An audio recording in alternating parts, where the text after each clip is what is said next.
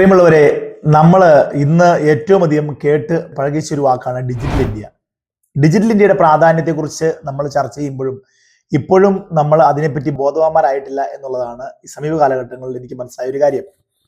നമ്മുടെ ഭാരത് സർക്കാർ അംഗീകൃത പൊതുസേവന കേന്ദ്രത്തിൽ മിക്കപ്പോഴും ഏറ്റവും കൂടുതൽ ജനങ്ങൾ ആവശ്യപ്പെട്ട് വരുന്ന ഒരു കാര്യം അവരുടേതായ നഷ്ടപ്പെട്ട ഡോക്യുമെന്റുകൾ വീണ്ടെടുക്കുക എന്നുള്ള ഒരു കാര്യവുമായിട്ട് ബന്ധപ്പെട്ടാണ്. പലപ്പോഴും എൻ്റെ ഡ്രൈവിംഗ് ലൈസൻസ് കാണാതെ പോയി, എൻ്റെ ആധാർ കാർഡ് കാണുന്നില്ല, എൻ്റെ പാൻ കാർഡ് കാണുന്നില്ല, എൻ്റെ പാസ്പോർട്ട് കാണുന്നില്ല, എൻ്റെ SSLC ബുക്ക് കാണുന്നില്ല. ഇങ്ങനെ നിരന്തരമായ ആവശ്യങ്ങളുമായിട്ട് ബന്ധപ്പെട്ടുകൊണ്ടാണ് ഈ നാട്ടിലെ ഒട്ടുമിക്ക പൊതുസേവന കേന്ദ്രങ്ങളും പിടിച്ചു നിൽക്കുന്നത് ഈ ടൈപ്പ് സേവനങ്ങൾ നൽകിക്കൊണ്ട് തന്നെയാണ്.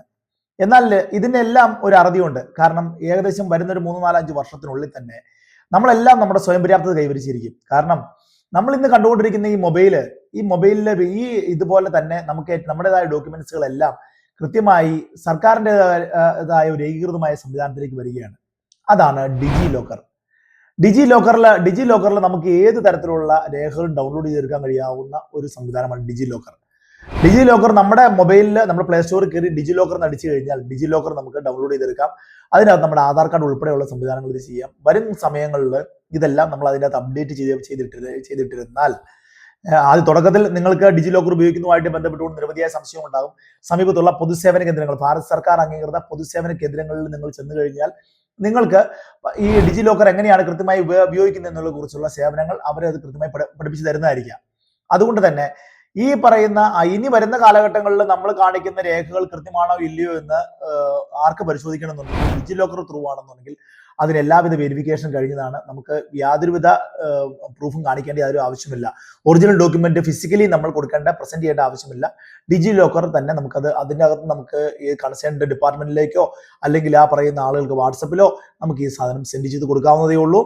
അതുകൊണ്ട് തന്നെ നിങ്ങൾ ഈ ഡിജി ലോക്കറിന്റെ പ്രാധാന്യം ഉൾക്കൊണ്ടുകൊണ്ട് തന്നെ ഇനി വരും കാലഘട്ടങ്ങളിൽ നമുക്ക് ഒരു രേഖയ്ക്ക് വേണ്ടിയും ഒരു ഡോക്യുമെന്റും നഷ്ടപ്പെട്ടു എന്നുള്ളതിന്റെ പേരിൽ നമുക്ക് അലഞ്ഞു നടക്കേണ്ട ഒരു സാഹചര്യം ഉണ്ടാകാതിരിക്കാൻ വേണ്ടി നമ്മുടെ ആധാർ കാർഡ്, നമ്മുടെ റേഷൻ കാർഡ്, നമ്മുടെ പാൻ കാർഡ്, നമ്മുടെ ബാങ്ക് പാസ്ബുക്ക് ഉൾപ്പെടെ നമ്മുടെ എന്തൊക്കെ രേഖകളാണോ അതെല്ലാം, നമ്മൾ വില്ലേജിൽ നിന്ന് എടുക്കുന്ന രേഖകൾ, നമ്മുടെ ആധാരം, ഇതെല്ലാം ഡിജി ലോക്കർ ത്രൂ നാളെ ഗവൺമെന്റ് അതിൻ്റെതായ സാധുത, അതിൻ്റെതായ ഓതന്റിസിറ്റി നൽകുന്ന തരത്തിൽ നമ്മുടെ മൊബൈലിൽ തന്നെ ലോകത്ത് എവിടെയാണെങ്കിൽ പോലും നമ്മുടെ മൊബൈലിൽ അല്ലെങ്കിൽ നമ്മുടെ മെയിൽ ID-യിൽ നമുക്ക് ആക്സസ് ചെയ്യാൻ കഴിയാവുന്ന ഒരു സംവിധാനമായിട്ട് നമുക്ക് മാറ്റിയെടുക്കാൻ കഴിയും.